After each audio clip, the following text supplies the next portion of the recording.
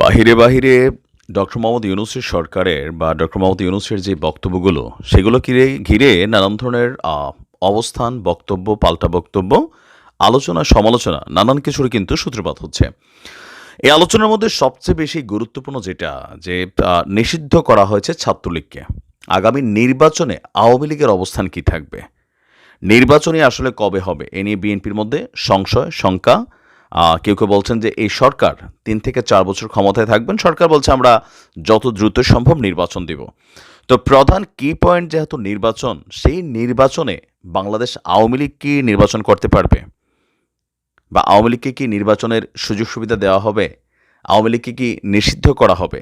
এরকম নানান প্রশ্ন ছিল ভারতীয় গণমাধ্যম দ্য হিন্দুর। কার কাছে? আমাদের যিনি প্রধান উপদেষ্টা ডক্টর মোহাম্মদ ইউনূসের সাথে। ভারতীয় সংবাদ মাধ্যম দ্য হিন্দুকে দেওয়া একটা সাক্ষাৎকার আপনার আজকে প্রচারিত হলো আপনার হিন্দুর অনলাইন সংস্করণে। তাদের পত্রিকাটার ওয়েবসাইটে তারা এই বিষয়টা সামনে নিয়ে এসেছে।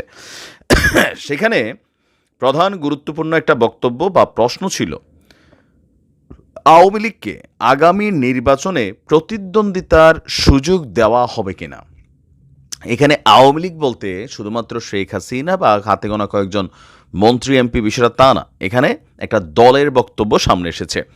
তো সেই প্রশ্নের জবাবে ডক্টর মোহাম্মদ ইউনূস যেই মন্তব্য করেছেন, এই মন্তব্যে কিছুটা রহস্যজনক অবস্থান আমার কাছে মনে হয়েছে। তিনি বলছেন যে এইটা ইতিমধ্যে ঘোষণা করা হয়েছে। তো কি ঘোষণা করা হয়েছে? আমরা রাজনৈতিক দলের বিষয়ে সিদ্ধান্ত নিতে চাইনি। মানে ডক্টর মোহাম্মদ ইউনূসের সরকার কোনো রাজনৈতিক দলের বিষয়ে তারা সিদ্ধান্ত নিতে চাচ্ছেন না। বিএনপি এটা করেছে, বলেছে সব রাজনৈতিক দল অবশ্যই নির্বাচনে প্রতিদ্বন্দ্বিতা করবে। বিএনপির বক্তব্যটাও সুন্দর, গণতান্ত্রিক একটা বক্তব্য। সুতরাং তারা ইতিমধ্যে রায় দিয়ে দিয়েছে, আমরা দেশের একটি প্রধান দলের মতামতকে উপেক্ষা করব না। তাহলে আওয়ামী লীগের নির্বাচনে প্রতিদ্বন্দ্বিতা নিয়ে সরকারের বা ডক্টর মোহাম্মদ ইউনূসের কি কোনো আপত্তি আছে নাকি নাই, এরকম প্রশ্ন ছিল। তো সেই প্রশ্নের জবাবে ডক্টর ইউনূস বলছেন, দেখেন, কোনো একটি দল বা আরেকটি দলকে বেছে নেওয়ার জন্য আমি কোনো রাজনৈতিক ব্যক্তিত্ব নই। খুবই গুরুত্বপূর্ণ, আপনি গভীরমূলক একটা অ্যান্সার। আমি রাজনীতিকদের আকাঙ্ক্ষাকে বাস্তবে রূপ দিতে সহায়তা করছি।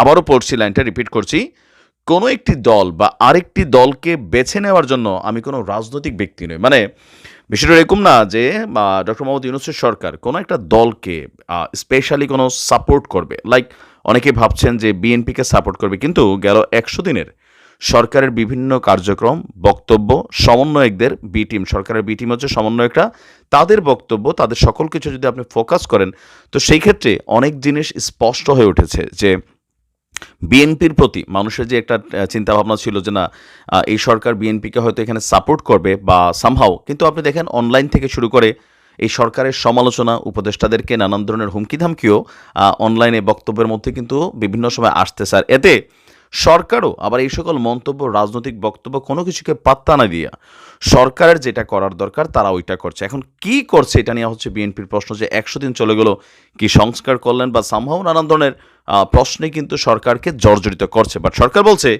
গত ১০০ দিনে তাদের যেই সংস্কার কার্যক্রম এটা মাইল ফলক অর্জন করেছে। রিজার্ভ থেকে শুরু করে অনেক কিছুতেই তারা আপনার সমৃদ্ধ করেছে। আবার যে বৈদেশিক ঋণ আছে, রিজার্ভে হাত না দিয়ে বিলিয়ন বিলিয়ন ডলার তারা বৈদেশিক মুদ্রা যেগুলো আমাদের ঋণ ছিল সেগুলো পরিশোধ করেছে। এছাড়াও নির্বাচন সহ বিভিন্ন গুরুত্বপূর্ণ ইস্যুতে যেই জিনিসগুলোর খুবই জরুরি সংস্কার দরকার, সেগুলো চলমান প্রক্রিয়া। বিভিন্ন কমিশন গঠন করা হয়েছে, আর সেই কমিশনগুলোর প্রস্তাব সরকার শুনছে, সেইটার আলোকে সংস্কার আপনার প্রয়োজনীয় যে পদক্ষেপ সেটা নিতে যাচ্ছে। তো ডক্টর মোহাম্মদ ইউনূসের এই বক্তব্য সোজা স্পষ্ট ইঙ্গিত দেয় যে এই সরকার আসলে আওয়ামী লীগকে নিষিদ্ধ ডিরেক্টলি করবে না। কেন করবে না? এটা একটা আইনি প্রক্রিয়ায়, যেমন ধরেন ছাত্রলীগকে নিষিদ্ধ করা হয়েছে একটা প্রক্রিয়ার মাধ্যমে বা একটা বিশেষ কারণ দেখিয়ে। তো আওয়ামী লীগ মানে শুধুমাত্র শেখ হাসিনা অথবা হাতে গোনা ২-৪-২০ জন এমপি মন্ত্রী না। এখানে আওয়ামী লীগ বলতে একটা বিশাল দল।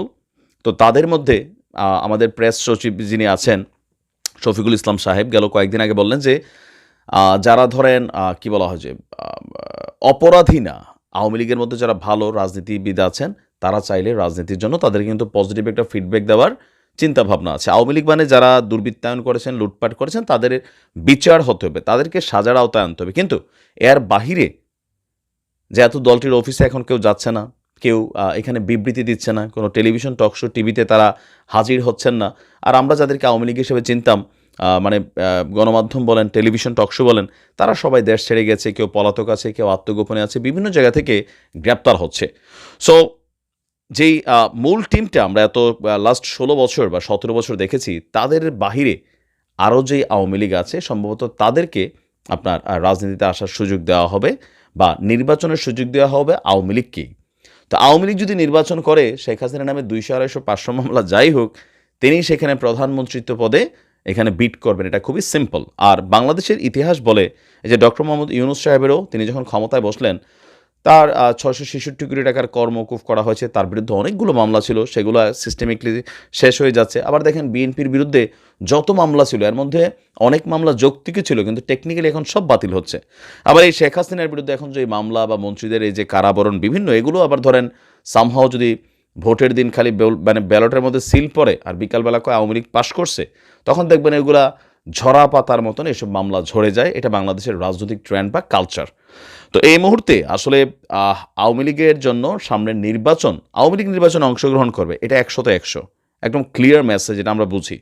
হারুক জিতুক আওয়ামী লীগ মাঠ ছাড়বে না, এটা হচ্ছে বাস্তবতা। তো সেই বাস্তবতার পরিপ্রেক্ষিতে আওয়ামী লীগকে নির্বাচন করতে গেলে হয়তো নানান পরীক্ষার মধ্যে দিয়ে পার করতে হবে। যেই অপরাধ তাদের দ্বারা সংগঠিত হয়েছে সেগুলোর বিচারের মুখোমুখি হতে হবে। অথবা শেখ হাসিনা কি দেশের বাহিরে থেকেই প্রধানমন্ত্রী পদে নির্বাচন করবেন কিনা সেটারও তো সুযোগ নেই। টেকনিক্যালি হয়তো এখানে বিট করা হবে। তো সকল কিছু মিলিয়ে আওয়ামী লীগের জন্য মোটামুটি যতটুকু বুঝতে পারছি, গণতান্ত্রিক প্রক্রিয়াকে ডেভেলপ করার জন্য সরকারের জায়গা থেকে গণতান্ত্রিক প্রক্রিয়ার প্রতি শ্রদ্ধা রেখে ভাষা প্রয়োগ করছেন। কিন্তু ভেতরে ভেতরে বা সামনে হয়তো কি ঘটে সেটা আসলে এখন আগ থেকেই আঁচ করে বলা যাচ্ছে না। সময়ের সাথে হয়তো এগুলো আস্তে আস্তে সামনে আসবে। ভালো থাকুন।